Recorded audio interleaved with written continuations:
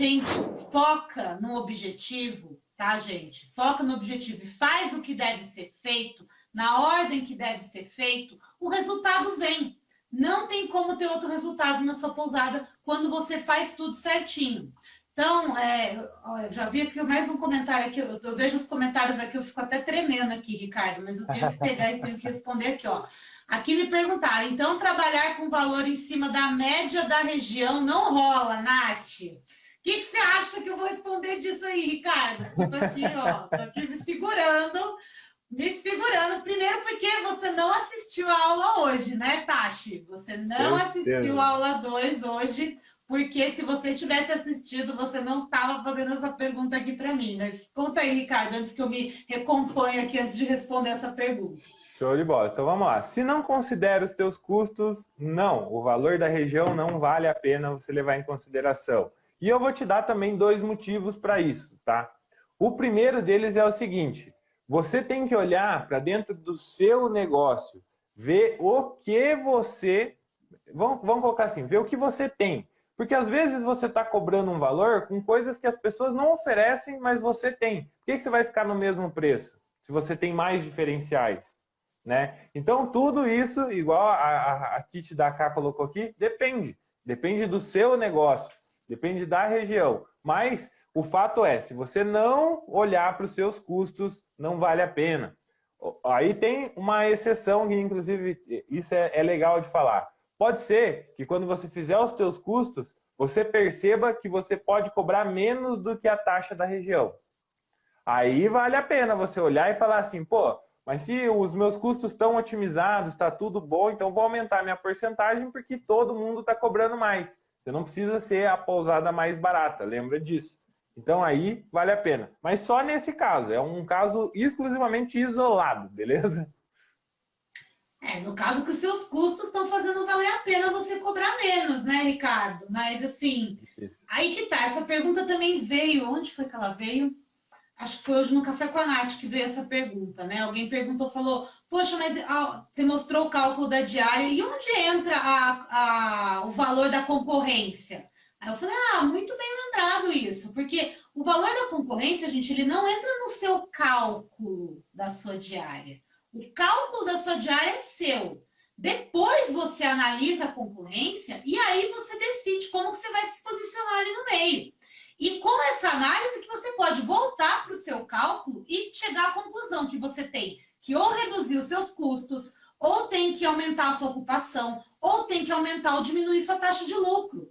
Então não é uma fórmula de bolo ali. Por isso que a planilha que eu mostro também lá na aula 2, que teve muita gente já perguntando da planilha também, por isso que a planilha é essencial para isso, porque se você for fazer esse cálculo na mão toda vez, dá, mas você vai ter um caderno de 300 mil páginas, você tem que ficar voltando, fazendo simulações do que você pode entender, do que você pode aumentar o lucro aqui, pode aumentar a taxa de ocupação ali, mas eu vou negociar um valor aqui de algum dos meus custos fixos, vou demitir um funcionário, vou contratar um funcionário.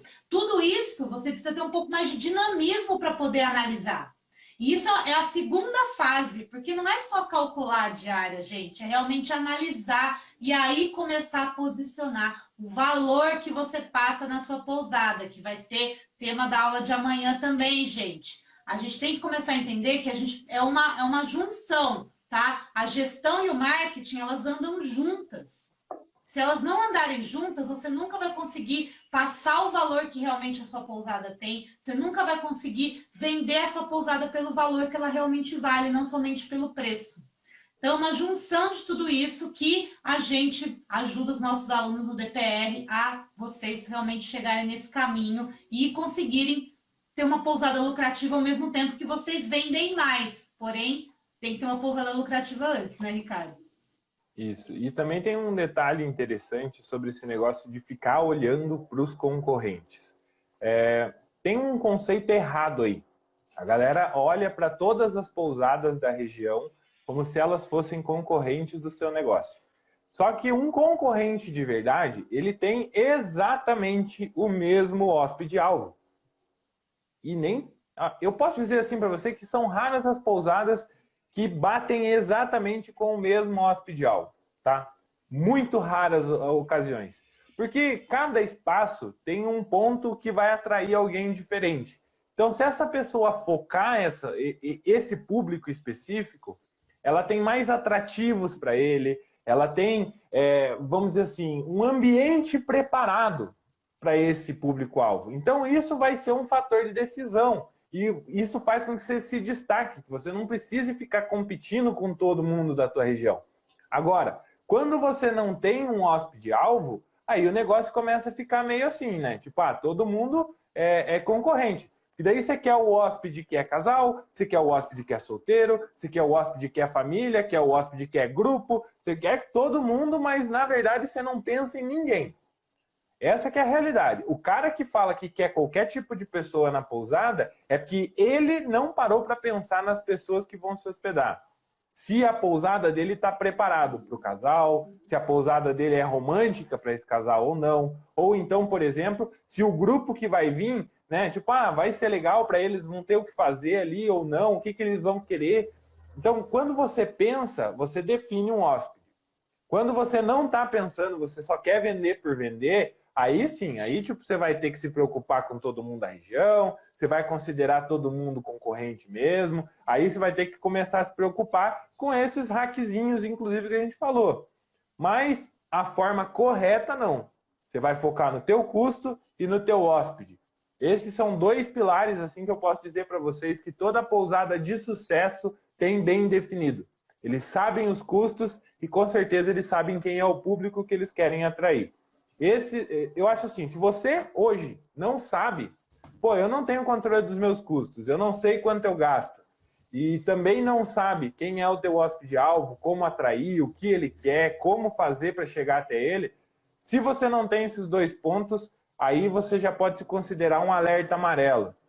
Provavelmente você está indo para o caminho errado.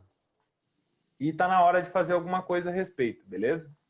Acho que todo mundo que está aí no treinamento já deu um passo à frente, já está fazendo alguma coisa a respeito, né, Ricardo? Porque a primeira coisa a respeito é realmente se informar, entender o que está fazendo errado e o que pode fazer de melhor. E aí, galera, o pessoal aqui da Casa de Temporada falando, vale para vocês também. Esse cálculo é o mesmo, não importa se você tem uma casa de temporada, um hostel, um camping, um hotel, uma pousada, um lodge, eu posso ficar aqui, né, falando de vários tipos de nomenclaturas diferentes, mas o princípio é o mesmo. Sem conhecer os seus custos, você nunca vai ter lucro com seu meio de hospedagem. A gente fala muito pousada aqui, né? Por causa do viver de pousada, porque eu tinha pousada. Mas eu tenho alunos de todos esses tipos de meio de hospedagem e todos eles aplicam as mesmas direções aqui. Então, gente, não foca nisso, não. Não foca na questão de sua pousada, sua casa de temporada. O que você tem que focar é que você tem um meio de hospedagem. E nos meios de hospedagem é assim que funciona.